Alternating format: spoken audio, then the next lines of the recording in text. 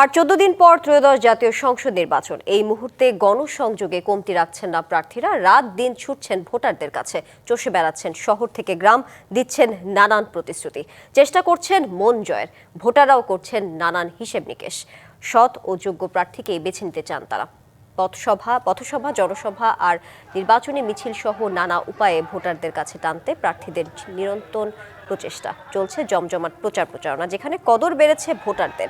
নির্বাচনী জনসংযোগের সপ্তম দিনে খুলনার ডুমুরিয়া উপজেলার চুকনগর এলাকায় জামায়াত ইসলামের সেক্রেটারি জেনারেল মিয়া গোলাম পরোয়ার হুঁশিয়ারি দিয়ে বলেছেন, আমাদের এক আঙুল দেখালে আমরাও দুইটা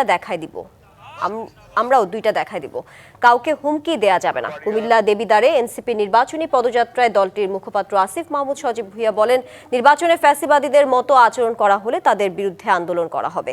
ঠাকুরগাঁওয়ের মোলানি বাজারে নির্বাচনী জনসভায় বিএনপি মহাসচিব মির্জা ফখরুল ইসলাম আলমগীর এবার সঠিক ভোট হওয়ার প্রত্যাশার কথা জানান।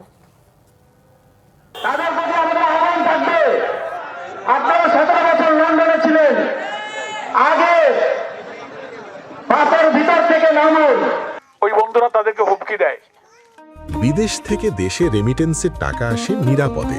তাই আজই আপনার আপনজনকে বলে রাখুন, রেমিটেন্সের টাকা যেন শুধু নগদেই পাঠায়। এই দাড়িপাল্লায় গেলে কিন্তু তোমার ঠ্যাং ভেঙে দেবো। তুমি ওই মিটিংয়ে গেলে কেন? আপনি চিন্তা করেন, ক্ষমতায় যাওয়ার আগে যারা এখন মাদের ভূমিদের হুমকি দেয়, ক্ষমতায় গেলে তারা কি করবে?